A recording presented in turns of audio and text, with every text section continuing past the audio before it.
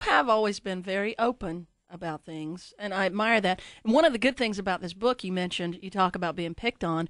There was a thing in the paper last week about how now bullying has become such a problem for kids, and it's great the kids have somebody that they look up to like you that can say, "Hey, see, I was picked on too." Well, that's exactly what I said. There are some. I mean, and completely honestly, there's some things in the book that are going to or have already, kind of bothered some people who I know. I can't believe you talked about that. You know us Southerners, we love to hide some mess. You sweep it right under that rug, baby. Keep it all under the. So I think there have been some things that I talked about that kind of made people go, "Why did you have to talk about that? That was our secret." And so, but I said, you know what? It's a little bit tough to listen to. It's a little bit tough to hear. It's a little bit even tough to talk about.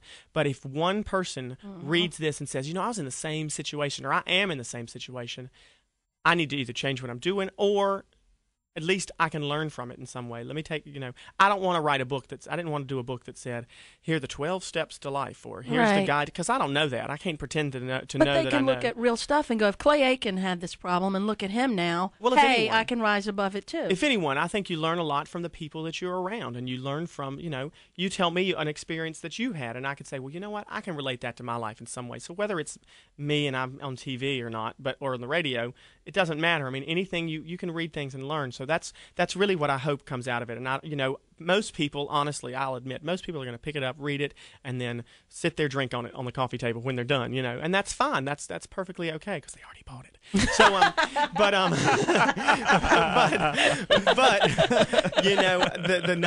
what I hope is that maybe one person will pick it up and say, I've been through that, or I am going through that. I'd love to learn the same thing from it. So. And I always say, that's the thing that makes you feel, when you can say, somebody else has done the same thing, right. It just somehow makes you feel like, okay, I'm all right. I'll be okay. And I don't want to even pretend to be that, I think it's pretty obvious I don't look like a lot of other celebrities, so I don't act like them. So what I don't want to try to put on some facade and pretend that I didn't get picked on when I was a kid, because Lord knows that happened like it was people's careers. Kids in middle school said, I'm going to make money off of this somehow. Have you ever heard from any of those guys? And know what? They apologize? They don't apologize. They just act like we were best friends. Yeah. Always. People who, my mom said, oh, so-and-so called. They're going to be at the show this afternoon. I was like, who's...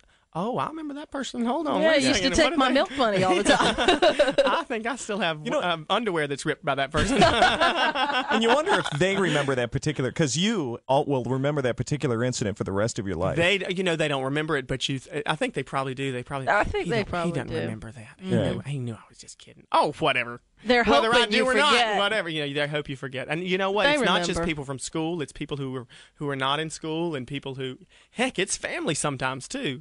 They used to be mean. They can be the worst. I had family wouldn't have spit in my mouth and my teeth were on fire, and now you would think that. Because they want you to pay off that mortgage. I remember watching an episode of Oprah, and she's like, family is the worst because they feel like they have a right to do it. She said, I had family that didn't even like me before, and now they have no problem calling me up when they're in financial trouble, asking me to bail them out. I don't have most of my family is actually very, very good about it, and I've had little trouble with that at all, but they're there. They come out and peep friends who, when next time when you're in town, we should go get coffee. I was like, well, if you knew me well enough, you know I was allergic to coffee. So why are we trying to go get coffee? You didn't take me to Starbucks before, right? How come you're taking me now? Is it hard for your brother? Because you guys seem like you're close. Is it tough for him, or is your mom, because the mom, she loves you both still the same, but when you're doing the big stuff for her and he's just getting out of boot camp? I was worried because I thought, especially when he was still in high school, I thought, you know what? I told him, I said, Brett, if I were you, I'd be sick of me too. I mean, but he never seemed to care. He's always been very supportive, and now, he calls me heck now about every day because he's in Palm Springs, stationed at 29 Palms now. And going to try to get together, come out to see the house. Just bought a house in LA, so he's going to. We'll see each other a little bit more now. I think he's very secure for his age, and he grew up pretty quickly too. When our dad passed away a few years ago, he kind of had to grow up pretty quickly. Right. It's right after I left, so he's handled it really well. My other brother handles it, really well too. Everybody gets excited about it though. Even my mother. My mother's just a huge social butterfly herself, and she gets into it. This kind of weekend is her kind of weekend. There's so many people here. She's gonna be signing her autographs big time. My grandfather signs autographs, and that's my grandson. I'll sign it, and he just writes Papa on it.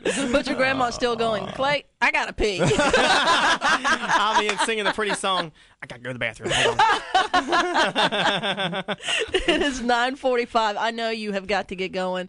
I can't believe we've been hanging out all morning and just talk. But you're one of those people I could talk to all day. Oh, well, thank you. You too. Thank you so much for coming by. It means a lot to me. I've been excited about it. And Clay Aiken, go by, see him at the fair, get his book, get his Christmas album, which I can promise you we're going to be playing because he's just a wonderful guy. We've got 4 tickets, by the way, for what? Oh, really? One of the shows. Yeah. Can I have them? You need them for family, for grandma. What Dave meant to say was we have 2 tickets. We've got 1 ticket for the outside. We got 1.